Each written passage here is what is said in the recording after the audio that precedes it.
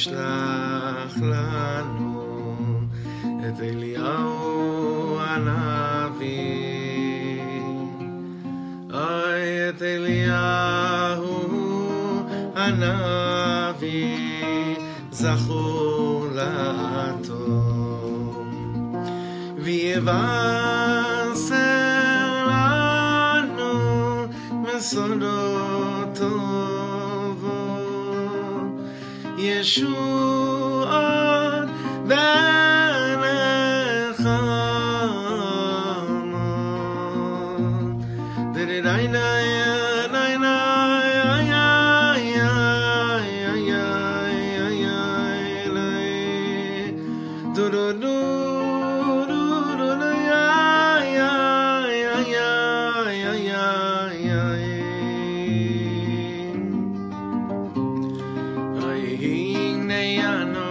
שולח לכם את אליהו הנביא, הנה אנוכי שולח לכם את אליהו הנביא, איי איי איי לה לה לה לה לה לה לה לה לה לה את אליהו הנביא,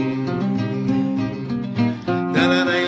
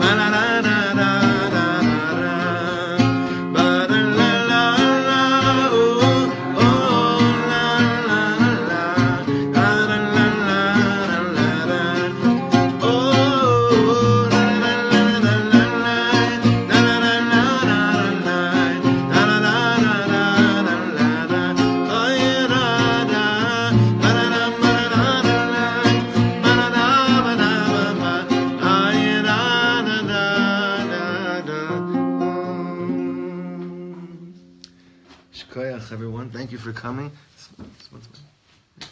Thank you. Baruch atah Adonai. Eloheinu melech haolam shakol nidvarim. All right. What an opportunity we have to get together to learn, to take advantage of the last few moments. I don't even know what to call these days. You kind of feel guilty if you don't feel pressured. If you're not sweating, you kind of feel like maybe something's wrong with you. But then whenever you learn anything about the pnimius of the Chag, it seems like the point is not to be pressured and not to be full of anxiety, but our FFB education, everything kind of ishal b'stirot sham, because I never experienced a going into Pesach, even when I used to go away as a kid with my family. I still never felt and experienced like the last few days before Pesach as being really chill, relaxing days. There's always something in the air. But this year I feel like it's very different. Maybe you share these thoughts as well, but I really feel like there's a big simcha in the air. I feel a lot of happiness. I feel a tremendous, because it can't be that we're going to go on that much longer without being able to bring a Korban Pesach. At a certain point, you have to look up and you have to be like, okay, we can get it. We get it. In Shemaim, you can't stand these Pesachs as well. So it's almost like Be'emet, we feel, I'm sure some of you can feel the same. There's a simcha in the air that not just we're going to have a Pesach and have a Yantiv, but we're going to have a simcha of the Yantiv. V'nochal sham min asvachim min apsachim. I think, though, that the main cause for simcha this year is I've been looking at children a lot, not just my own children, just been noticing my friends' children. And I feel like there's really like a shift of consciousness and awareness of where children are at today. I mean, obviously I'm speaking mainly about the Ephraim kids, because that's who I'm around a lot, you know. But there's something very, very special in there, something very beautiful in there. Not just an excitement of a 3-year-old to get up on a chair and sing Manishtana. More than that, there's an excitement mitzad the parents that what we just sang is going to happen. V'heishiv leiv avot al banim v'leiv banim al avotam. And like we learned in Shabbos Agadol, Eliyahu Navi coming and his whole energy and his whole experience of being with him. Yesh mashu ba'avir. You can smell it already. You can smell it already. So having said that, I was debating tonight which kivun to go to, what direction to go to. Since it's really, I'm very honored that anyone could come out 2 nights before Yantiv. And I figured that tonight I wanted to do, I saw a piece from Reb Nosson of Breslover, a short piece from Rabbi Natan, Reb Nachman's top Talmud, that I think will put us into the zone. But in order to do that, we have to acknowledge something very, very important. Pesach really begins tomorrow night. You know that, right? No, not so much. If there was someone here that wasn't anxious, now they became now it's that was the kavanah right now. We're going to see tonight, Be'ezrat Hashem, something very, very, very deep to explain to us one word. One word. What's the one word we're going to try to understand tonight? Is the first word of Masechta Pesachim. Effie, what's the first word of Masechta Pesachim? Or.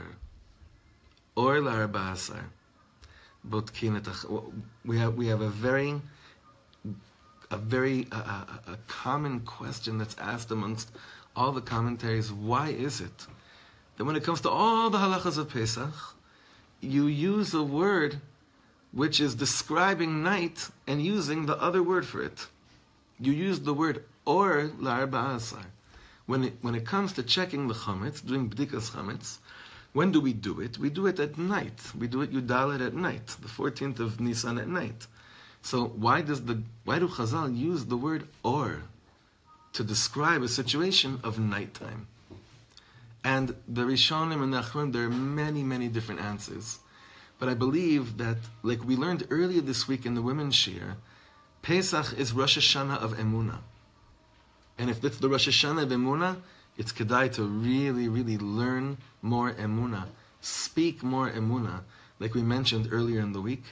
And I believe that if we understand, based on what Reb Nosson is saying, and if we get to a piece from Reb Shlomo, which we have afterwards, our emunah, we could really celebrate the birthday and know what we're celebrating, as opposed to coming to a kid's birthday party and you have no idea what the kid's name is and how old they are. But ever happened to you, by the way? You ever go to a birthday party, you have no idea who the birthday party is for or how old the person is? What about a wedding? Huh? What about a wedding? Does that happen? I mean, that has happened to you, okay. Where you came with like a gift for a chassan and Carlebach, but it was a bat mitzvah? Showing up ready as possible. So, having said that, you know what? I don't have enough tonight. So if you could share.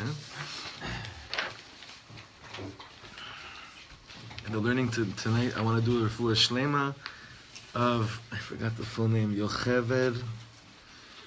Hashem should forgive me. My friend's wife, Yocheved.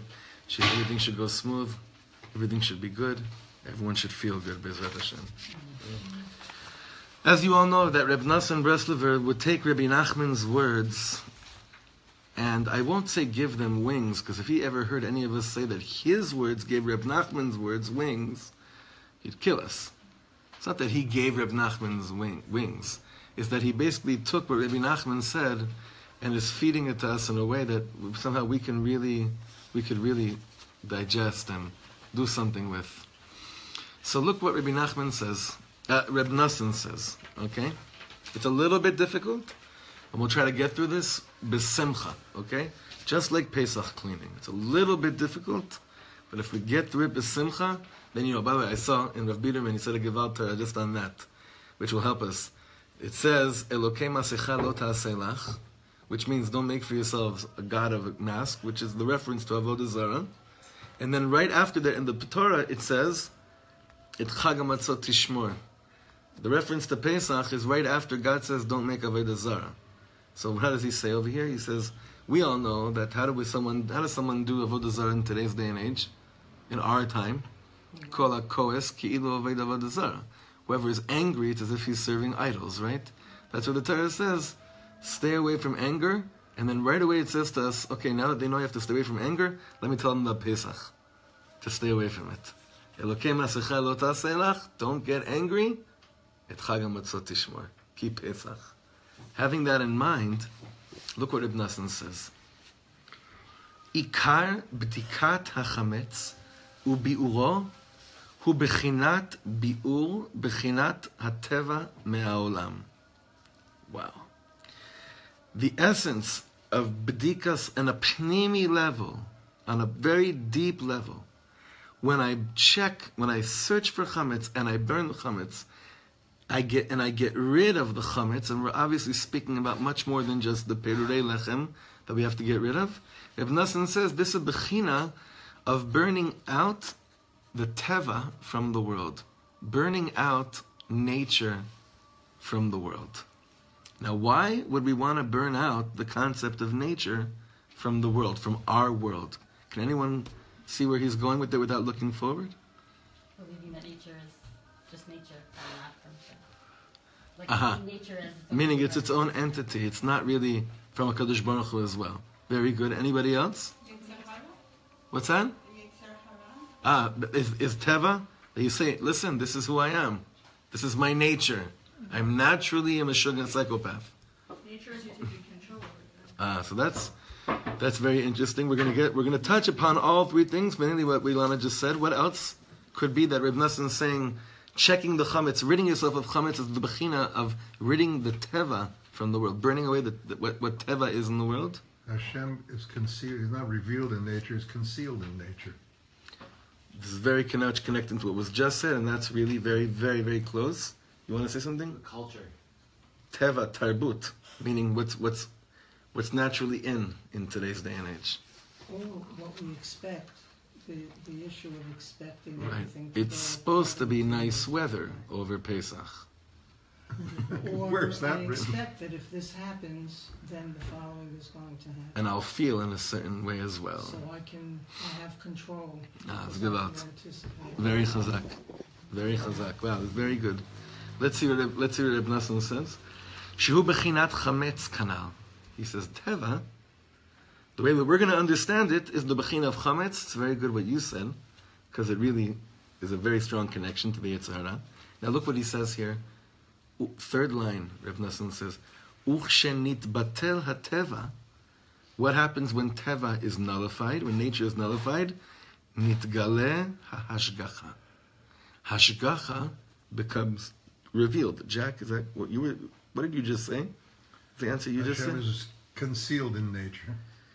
So when we rid ourselves from the teva, which is basically nullifying concealment, hashgacha is revealed. Shenitbatel hateva v'nitgala hashgacha, ze bechinat bitul hachoshech v'halayla kanal. This is what it means to nullify the concept of darkness and of night. What night represents in this world. One of our friends, he's not here tonight. Every night he says he has to stay away from the night. The night doesn't do good for him. So, did something ever happen? Like, did you go through a traumatic experience at night? The concept. He says, no, night. It's not for me. Night. Never understood what and he's like Mamish Mashiach here. He's a very redemptive kind of person. And I didn't understand what he was saying until tonight. Reb Nosson says, this is what we're trying to do, is nullify the concept of darkness in this world. You and I know that darkness is an illusion. Correct? If everything is Hashem, and everything means it's light, the way darkness is portrayed to us, which is dark, that's what it means. You don't say about a guy that you like, oh, he's a very dark person. You know, dark means shady. Or like they say in Australian, what was the word they use? Oh, I remember when I always remember the first time I went and I picked up on all these phrases that never left me. like Bob's your uncle. This other one was, man, you're so dodgy. So dodgy. Now, I grew up with the Dodgers. To me, that was you're dodgy. Oh, you're into the dodgy means shady. Yeah, you're a dodgy one. Dodgy, dark means shady, means negative. Reb Nosson is saying, when you nullify the teva, the concept of nature in the world. Now, what does nature say? Morning is morning, night is night. Light, darkness. When you go beyond the realm of day, light, and night, darkness, you reveal Hashgacha into the world. Can you already see where he's taking us to in the Haggadah, to a certain phrase? Let's see what he does. This, Karev Yom Asher Hu Lo Yom Velo Laila. Very, very good. The way he's going to do it here is beautiful. You know that nigun? Beautiful nigun. Karev Yom Asher Hu Lo Yom Velo Laila. Whose nigun is that? It's Chabad? Huh? We sang it a different way. Yeah? There's a lot of nigun. It's probably Chabad. Huh? It's in Tzalman disc, so it's probably Chabad. Right. He says, what's the Laila? Fourth line. Shehem bechinat tokef hagaluyot. The tokef, how do you say tokef? Sorry? Yeah, but Tamar, what did you say? The validity, power, the strength, the length, the intensity of the galuyot. Hanimshach mibchinat chokhmat hateva kanal. This is already way out there. I don't want to spend too much time on here. But Reb Nosson says, the concept of galut, of exile, of feeling like Hashem, you don't want me to have a good life because of stuff that I've experienced. He says this comes from this concept called chokhmat hateva, which means I derive wisdom from what I see in front of me. Meaning that I come to maskanot, I come to conclusions based on the experiences that are happening in front of me, and I derive, and a person can come to a clear maskana, mamash, and he feels like he's right, saying, Hashem, you don't like me. You don't want me to have a good life. Chokhmat teva, that's teva. That's what nature's putting right in front of me. That's the Laila.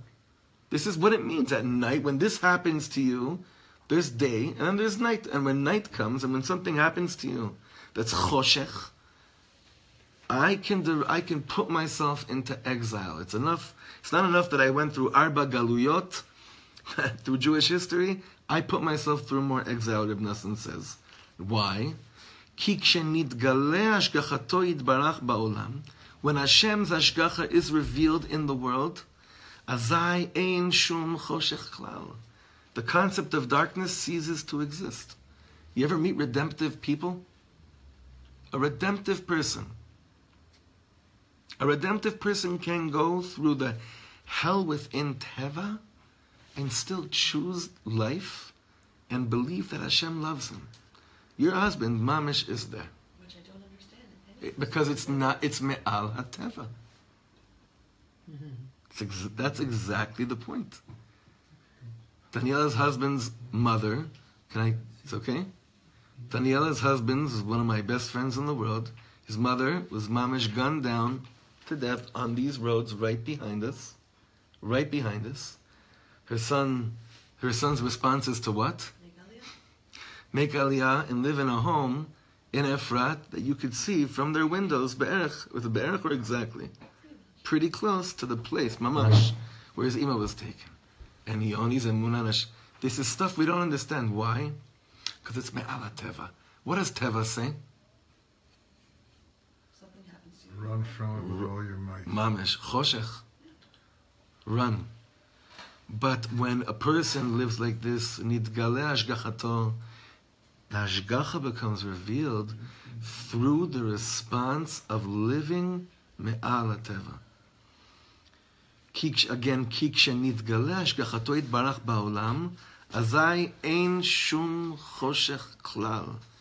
כי עיקר האור הוא השם יתברך כביכול כנ"ל. Light, the essence of light is Hashem himself, כביכול. ואזי, if you like Eviatar Banai, you know these three words very well. לילה כיום יאיר. לילה כיום יאיר. What does that pasuk mean? Night will shine like day. There will be a reality where night will shine like day. Even more than shine, it will give light. It will get ya'ir, yeah. It'll give light. It will illuminate the day. Light itself. K'moshe katuv. That's why, it's amazing. There's some places in the world that are mamish dark. Where is it darkest in the world? Literally. At the poles, in midwinter. What, you ever spend Shabbos in Poland in January? I was telling my wife the other day, the only time I remember that I mamish took such pride in watching CNN on a Saturday afternoon was 3:25 p.m. on a Saturday afternoon. It was the day Mike Jordan retired. It was ready Motzei Shabbos in Poland. Yeah, in England, bichlal, it's dark Yom V'Layla. You have to understand, like this, the way that the teva works, the way the darkness works. Sometimes you think the sun will mamish never come out, and in fact, there are months and there are places where the sun mamish doesn't come out. It's just dark. There's teva, and teva is sholet. The teva, the nature, governs. K'mo shekatuv, like it says in Tehillim, gam choshech lo yachshich mimeka ve'layla kayom ya'ir. Kachashecha ka'ora. This pasuk is so beautiful. What David HaMelech says in Tehillim. Gam choshech, what does this mean? Gam choshech lo yachshich mimeka. Darkness. What darkness does will not be, that won't be coming. It won't darken. It won't darken. That act of like what we see right now, that won't be coming from you. Ve'layla kayom ya'ir, and night will give light like the day. Kachashecha ka'ora. Like the darknesses will be the light. Meaning the light will be like you see in the place of darkness. K'mo sheyeh la'atid. Like it'll be in the future. Like Zechariah Navi says, K'mo shekatuv, v'haya le'et erev yeh or. So he says, towards the night, when night comes, there will be light. K'mo she'anu mevakshim B'Haggadah shel Pesach, like we ask in the Haggadah, Ta'ir ke'or yom cheshkat laila. Give light to the light, bring the light of the day, let it shine like the darkness of the night, in the darkness of the night. Ki ikar achoshech shel laila, hu mebchinat chochmat hateva, shehem ikar achoshech. Because really the darkness of the night comes from the chokhmah of teva, what we've been speaking about, what nature dictates to you that it has to be. By the way, the Yetzer Hara is exactly the same thing. There's the Yetzer Hara, listen, you have to be like this because this is you. En ma la'asot. You're naturally a tempered person. En ma la'asot. This is who you are. So Reb Nosson says, Ve'emun, this is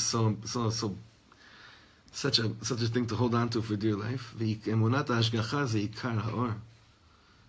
Believing in Hashgacha, that's light. You could be in darkness.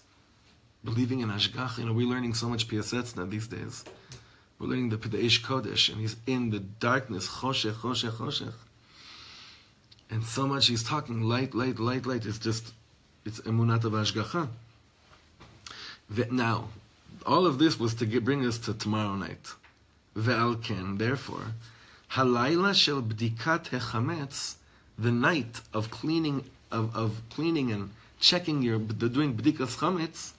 I guess in those days you didn't clean it all until you only searched for chametz that night, right? Because you didn't have houses, you didn't have big places to look for. You learn the halachas of Pesach for 30 days. But checking for Chametz? Halayla shel Bedikat Chametz, he calls it Bitul HaTeva. Now we're going to understand this in a second. Why is the night of Bedikas Chametz called the night of Bitul HaTeva, of nullifying nature, of canceling out nature, of canceling out darkness? Why shouldn't it be? If anything, it should be the next night, right? It should be Meila. I can understand Seder night being the night of nullifying Teva. Seder night you don't have Teva. You need to do the preparation before. So that's what happens the night before. You dial it at night. God bless you. Does everyone understand this question? Why is the night of after everything we just learned right now? Why is the night before Pesach, Bedikas Chametz night, according to this, considered the night of Bitul HaTeva, that you kivyachol begin to remove the concept of what darkness does al pi Teva? You're literally bringing light that night, whether the candle or flashlight. You're literally bringing light when it's pitch dark. Also very interesting, Botkin le'or haner, you have to actually search with light. You can't just look for a dafka with natural Teva, you have to dafka take the candle and go through it. That's it. It's the difference of the wording there. At the beginning it says Shnit Chadash Kachato, and at the end Emunat Hashgacha.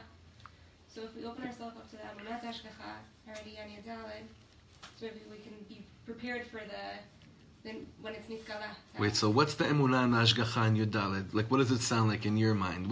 Say it.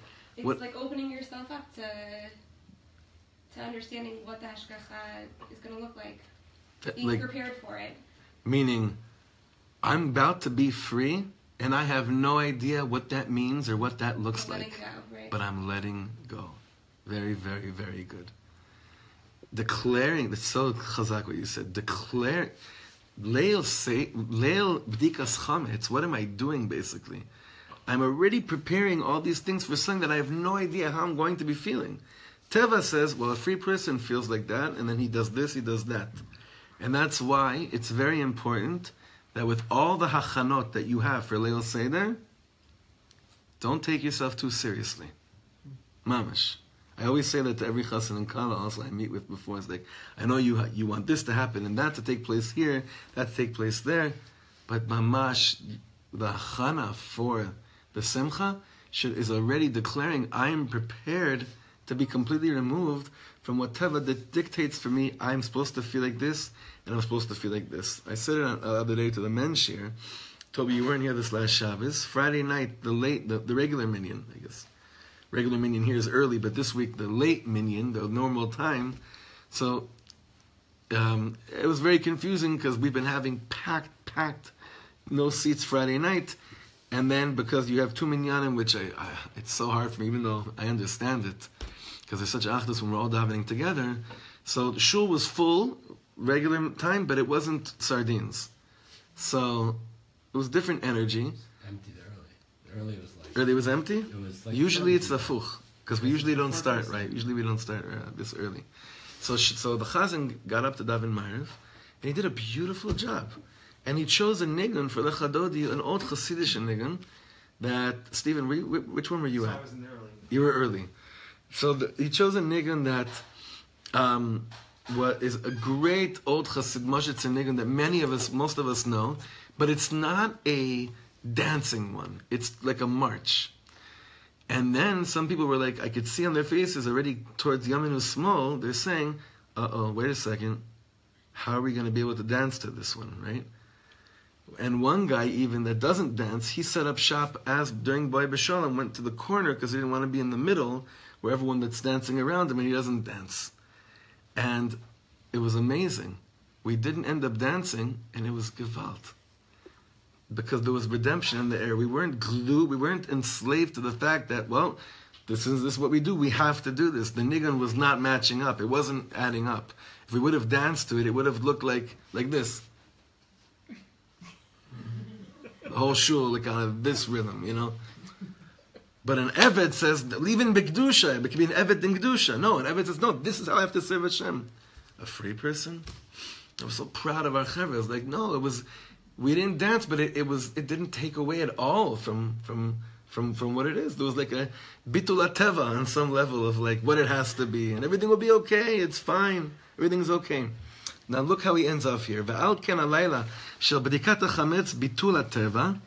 I, as I'm doing these actions of getting my chametz together and burning it the next morning, kara hatana. So how does the Tana in the Mishnah call this? What does he refer to this? He uses or, which means lishna me'alia. The Gemara explains this. We dafka use the word or because you never want to start off by saying, okay, b'choshech shel yudalid bodkin la'or haner. So one of the ways of understanding why we use the word or is because it's always nicer to use words of light. For instance, how do we refer to non-kosher animals in the Torah?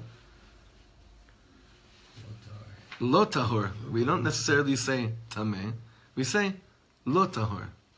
Like Rabbi Shlomo would always say to people, do you want to give a Dvar Torah right now, or do you not so much want to give a Dvar Torah now? Just mamash being gentle with language. But he says over here, the reason really is something else. We use the word or to open up Masechet Pesachim, al shem bitul hateva. Because something in the air is already different.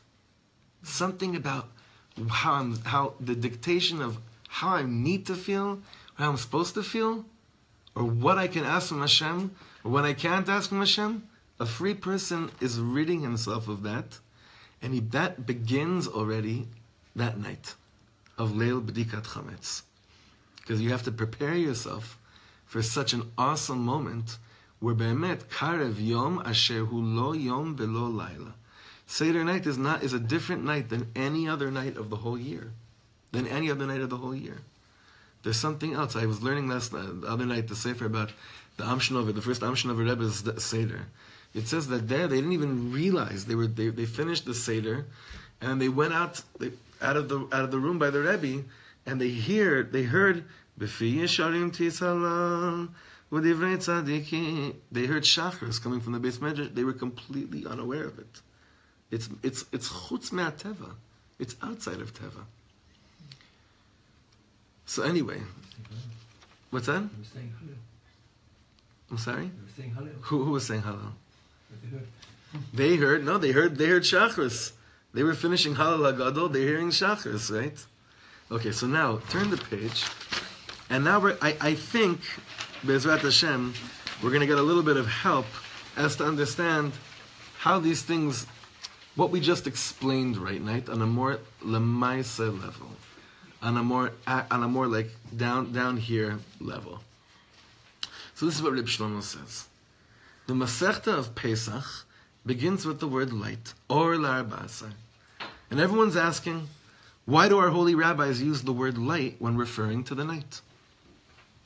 When I'm preparing for Pesach and I have to look for my Chametz, I find something I wasn't even looking for.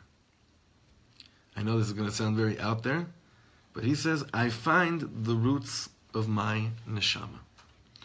And that's what's happening simultaneously as I'm cleaning out chorin. What does the Gemara say? Where are you supposed to look?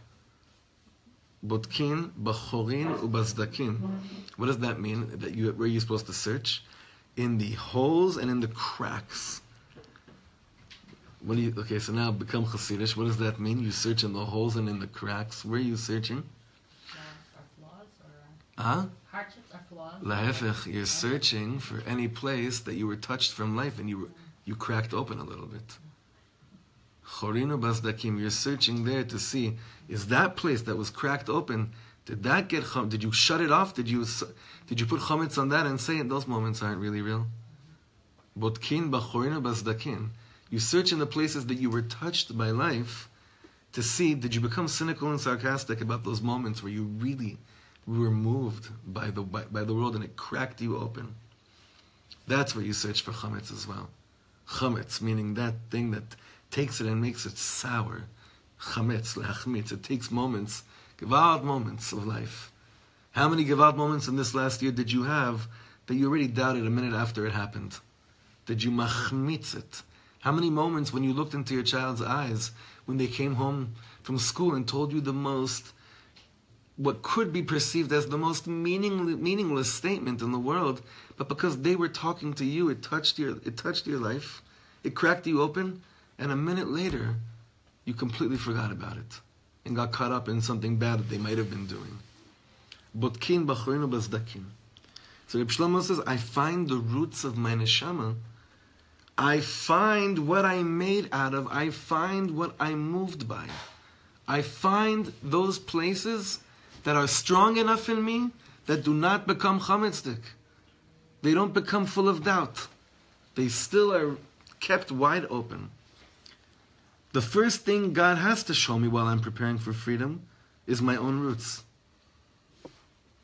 Through my cleaning out the chametz, God is not only showing me my place in the world, He's also showing me where I could be.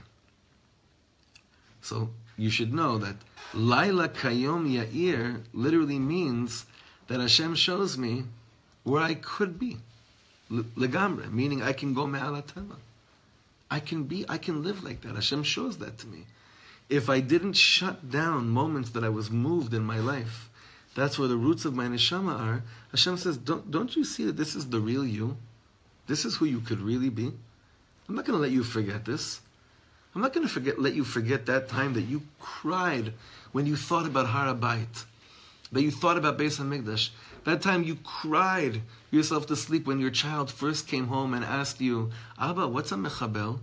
And you cried, and that night you were certain that your tears were going to bring Mashiach. That night. The next night you forgot about it already. So Hashem says, what we're seeing over here is that Hashem is showing me that this could be you because already you have this. You have this. Through my cleaning out the chametz, God is not only showing me my place in the world, He's also showing me where I could be. And then suddenly it becomes clear to me, not only are my roots in heaven, the roots of my chametz are coming from the same place as well. Okay, what do you think that last sentence means? The roots of my chametz are coming from the same place as well. Who wants to take a shot at that? I don't think I understand it completely to the level of what to do with it, but it sounds to me like the idea that everything comes from Hashem, even the bad, maybe also ties into this idea of the ishbitz that kol b'dei shamayim afilu yireh shamayim. So like even the missteps and the chametz is also all for the best somehow. It's all coming from Hashem, but. Now I know, we're supposed to say that because that's really like a believing yid says everything's from Hashem. Yes, I don't know what to do with that. No one asked you to. I'm just wondering, what happens to a person? What happens to a person, kiviyachol, when they come to the real feeling that everything is from HaKadosh Baruch Hu? And what happens to a person? What happens to that person's world, to that life, to their own life? What would happen to a person like that? What do you guys think? What happens to a person when they really internalize and they really suddenly have a moment and think, mamash, when they say akol bidei shamayim and they're one with their words, then they realize that, yeah. There's no more coming. Ding, ding, ding, ding, ding, ding, ding, ding, ding. I didn't hear her. There's no more chametz. You burnt it.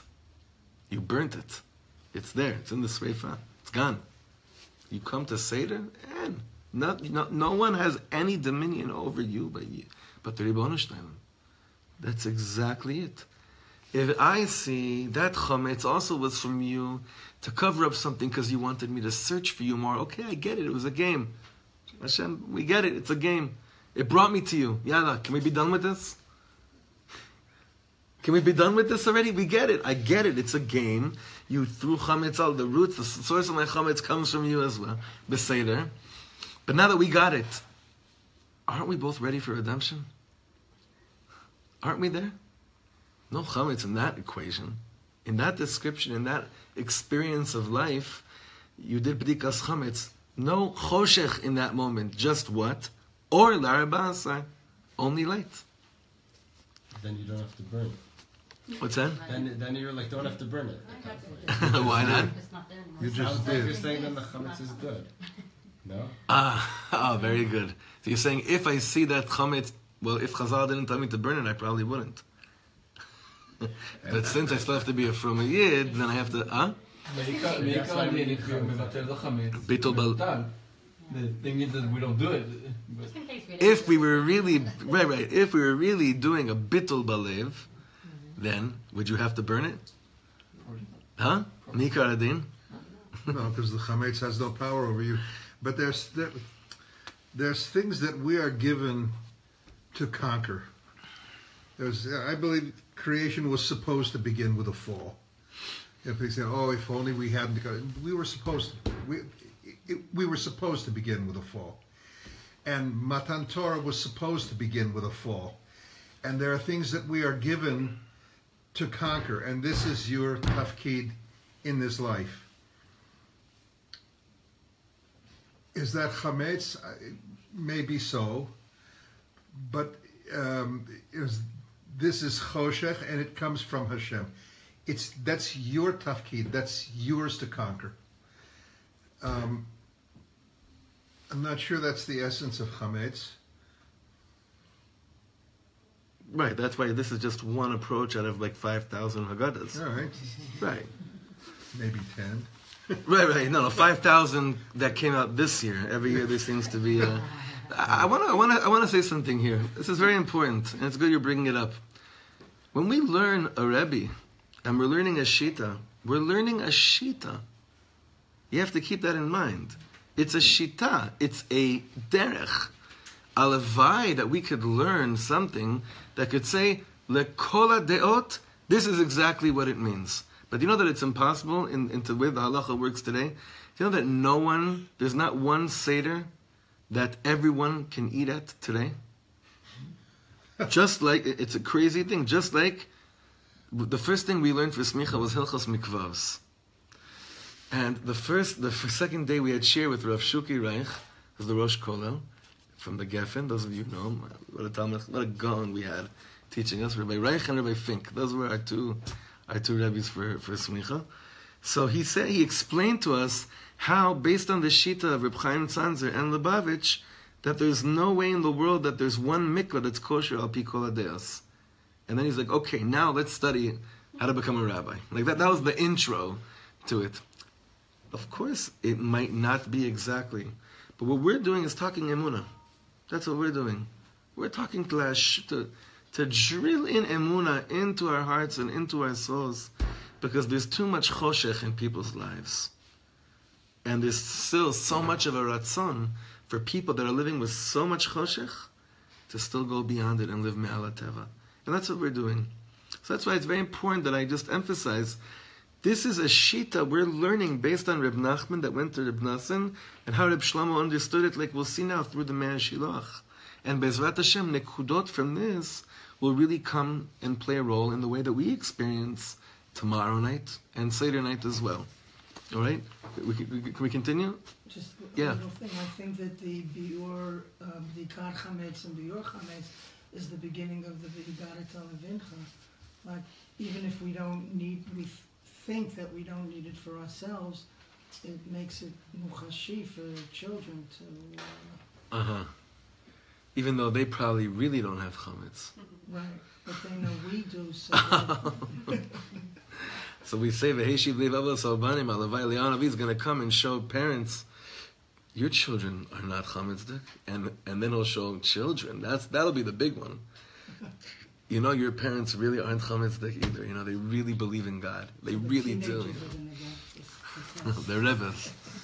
They're Rebbe's. What's keeping me from being the way I'm supposed to be? Second paragraph. The Neos Deshe, the son of the Me'ah Shilach, he's the less known son of the Me'ah Shilach, because the son of the Me'ah Shilach that most of us are acquainted with is the Beis Yaakov, Rabbi Yaakov Ishbitzer. This is a different son, the Neos Deshe. I think his name was Reb Shmuel Usher from Biskowitz, I think.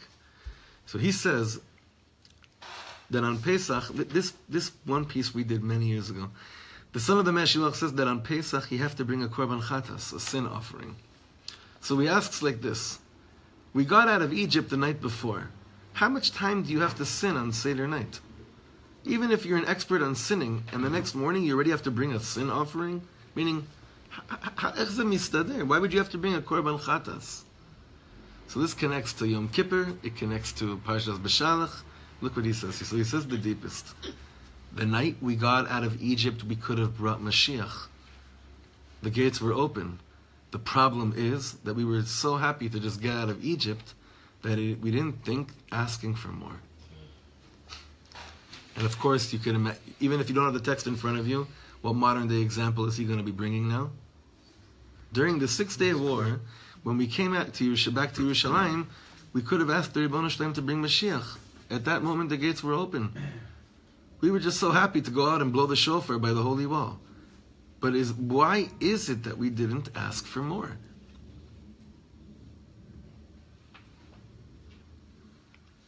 I'm thinking now like of moments when we see like we daven for our children to have just like to be a little bit more protected, right? But like, why don't we ask them to be fully taken, like mamish, that everything should be okay for them? Why don't we even utter those words like fully everything, which means like the whole thing? So the Beis Yaakov says something so deep. This is now the brother of the one we just learned from. Let's say you want to go and fundraise for a learning center, for a yeshiva, for a shul. You finally have an interview with the wealthiest gvir in town. The gvir hears you and he says, I'm very impressed with your work. What can I give you? You start thinking to yourself, you don't want to be a chazer and take away all his money. You know what? Give me $50,000. Oh, he says, I wanted to give you $2 million, but okay, if this is what you need. You see what it is? I'm usually giving God an accounting of what I want and explain why I'm asking what I'm asking for. You know why I have to tell him exactly what I want? Because the doors are not that much open. During the year, it's like that. It's still a supermarket. You tell God, I want this, I want this. God says, let's open your account and how much credit you have and we'll see what's going on. Did you pay last year's bill? We'll bargain it out. Seder night, it's a completely different story. Seder night, the gates of heaven are so open that God wants to give you everything, so why don't you take it? You see, Teva, go back to Reb Nosson. What does Teva say to me? What does Teva dictate to me when it comes to this, what we just learned? Cheshbon. According to nature, this mamash. One of the last Torahs that the previous Lubavitcher Rebbe told us struck me so deep. He passed away on Yud Shvat, and the last Tish he had was on Yud Tes Kislev. That's like 2 months before. It was awesome. Later on, we realized he was mamish telling us his last will, but we weren't aware of it at that moment. This is 1949, 1950. One of the things that he said was that we're always coming to God like beggars. A beggar on the street is asking for a quarter, for $1.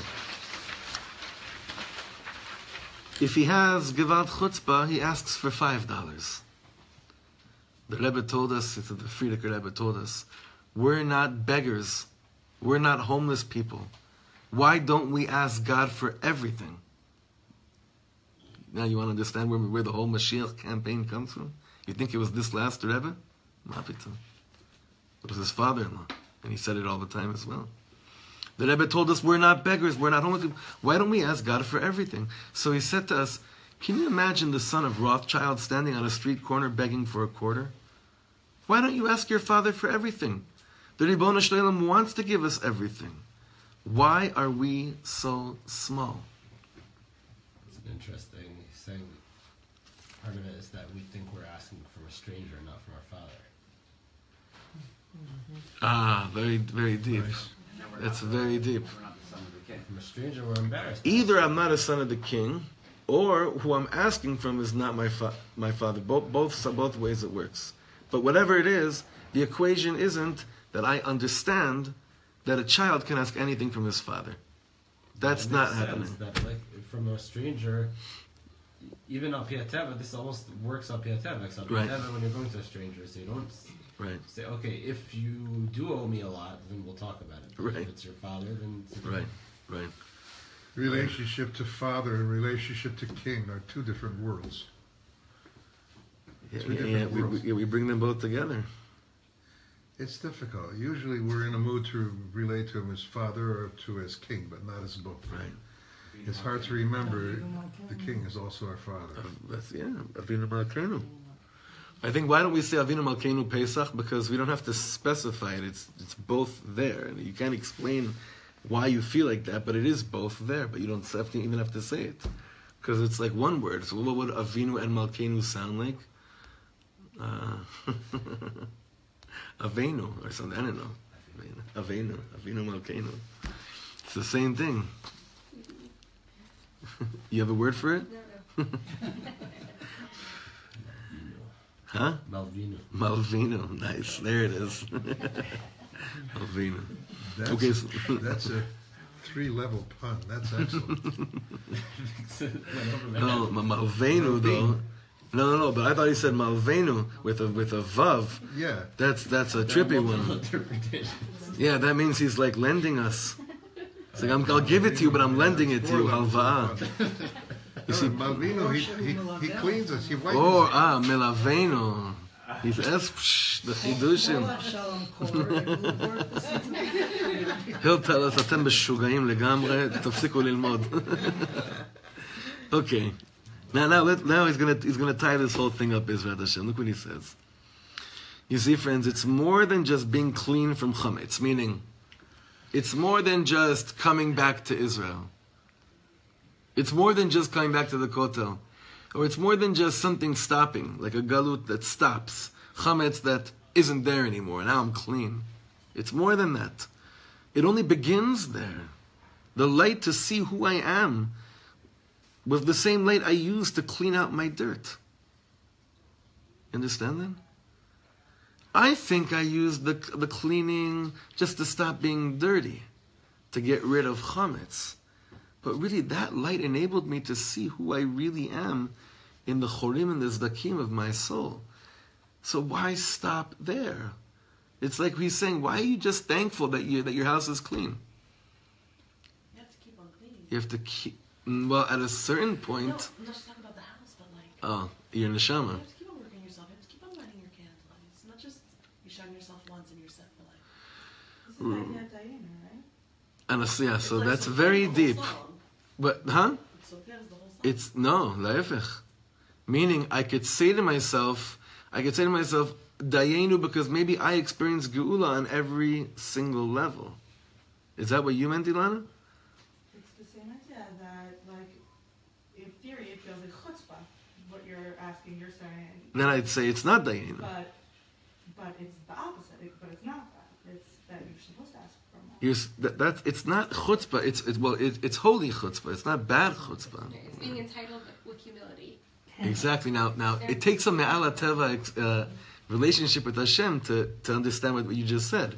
How does someone feel, entitled from anava?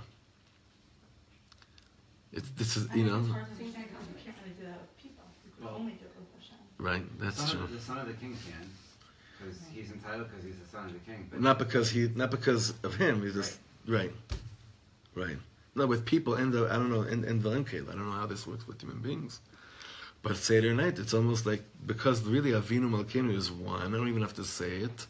So I say that, I somehow don't say, but I say, I'm like, I'm ready. We're both ready. Avalnu etzeh. That's old stuff already. This whole trick of hey, peekaboo. All year long it's peekaboo with God. We cracked he has nowhere to hide. Seder night. And there's no hiding. So we say, okay, so if that's the case, I keep on saying Dayenu, but I keep on saying something else. Like I show him, like, Dayenu, Mamish, then I felt like it was enough. Like back then I felt it was enough to just feel a little bit of love, Dayenu. And then I say, no, I needed a bit more. But then I keep on saying over, I was like, wait a second, when you really taste the love, you never say Dayenu. Because you know that it has to go until the end. En dvar kaze dayenu. Can someone say right now, you know what? You brought us back to Eretz Yisrael. How much of Am Yisrael is back in Eretz Yisrael? Half? Who's willing to say dayenu right now? No one.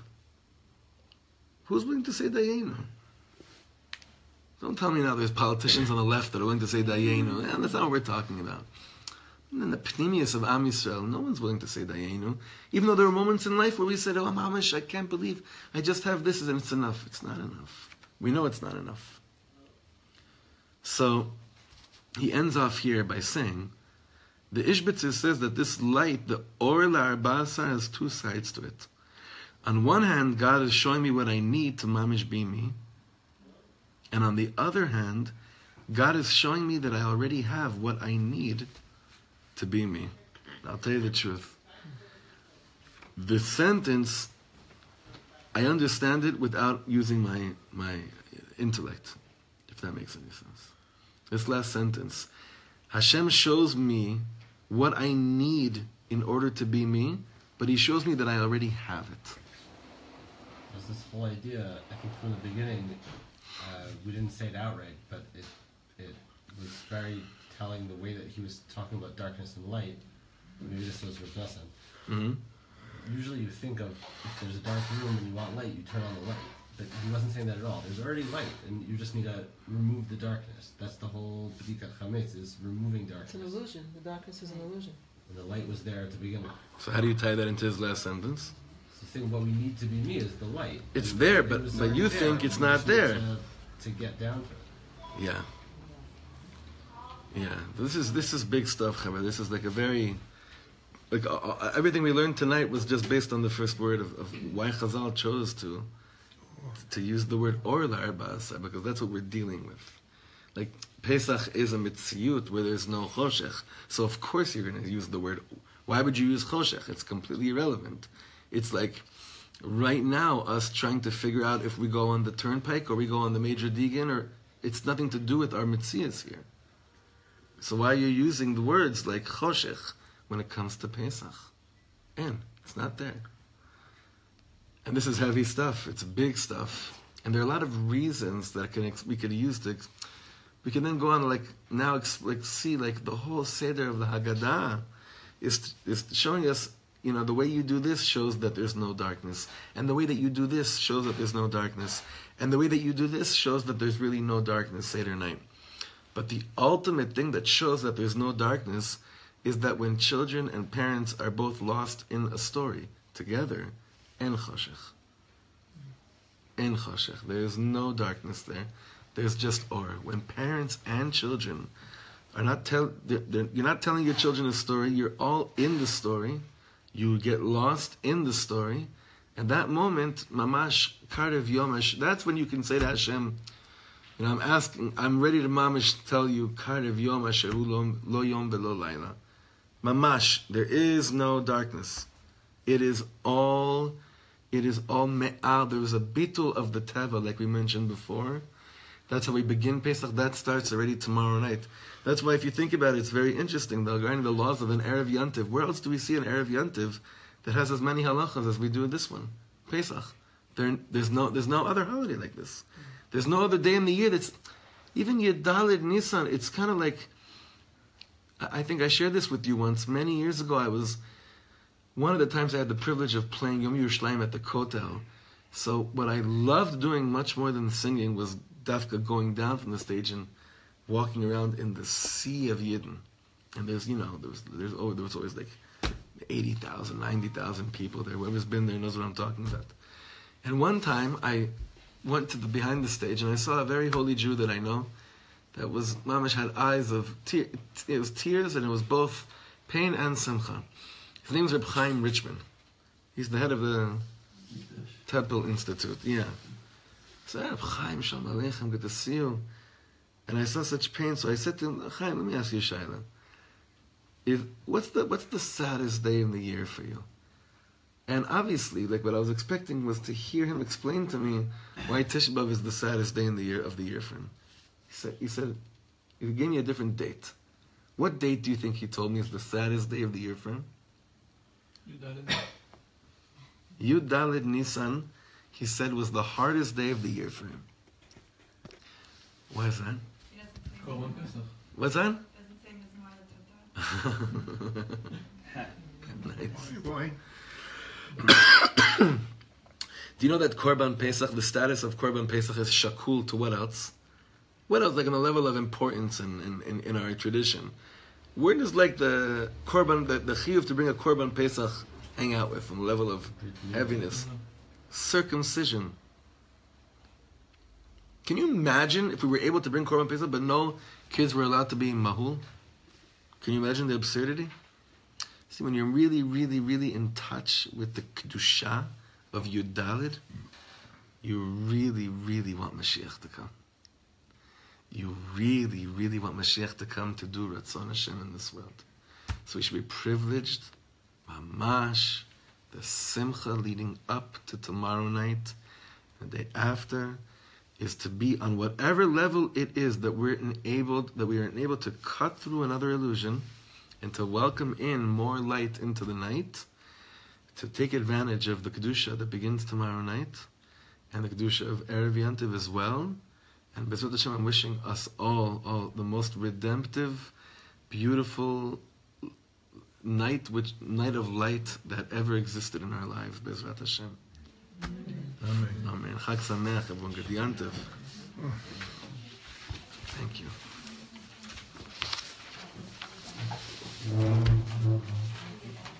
The kids read about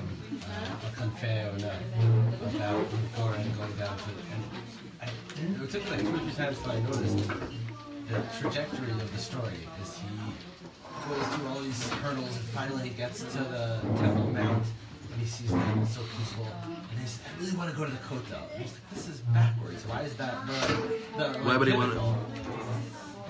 What did they? Yeah. I said, it's political reasons. They wanted to make that the emphasis. I don't know. It was strange to me. And then we got to the Kotel finally. That's exactly what happened in 1967. The Israeli soldiers are on the Temple Mount, Har Habayit V'Yadeinu, and they rushed down to the Kotel.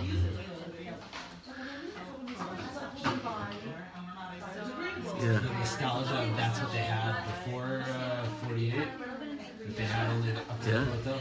And so they didn't even think of... Right, they were long. I mean, on a certain level, they were longing only for that which they had a remnant of familiarity with. It's hard to process having Right. more than that. It's so unknown. Simple. Your husband, you have a dugma ishit. You have a dugma ishit that you know. So Shabbat Sameach. לפני שנה הייתי בטיול. כן. וראיתי את השקיעות. חג שמח אילנה. ראיתי את השקיעה. כן. וראיתי כמה כאילו הלכתי בתוך יער בכיף. אבל מאוד מאוד נעים להיות ביער. שהבנתי את כל הדברים. הבנתי את הקטע וגם הפסוק זה ממש כאילו אפשר להגיד לא יהיה אור בלילה. כי אור בלילה זה לא טוב. לא נעים להיות במקום שהוא 24 שעות. לא יהיה, כתוב בפסוק. שעשו לשון הבדל? והיה ערב יהיה אור, כמו שאני תאיר כיום חשכת לילה. יהיה חשכה, לא יהיה אור. היום נגיד יש אור. הולכים ברחוב ויש אור. אין אור, מרגישים לילה. נכון. תלך בלילה, המציאות לא שישתנה. נכון. זה התקשר לי מאוד כאילו, בן אדם שיוצא, בן אדם האש קודש שכותב בשואה, המציאות היא חושך. המציאות תישאר חושך, כאילו, זה לא משנה. הוא באור. גם אתה באורות. עכשיו כן. תודה רבה. All right, yeah.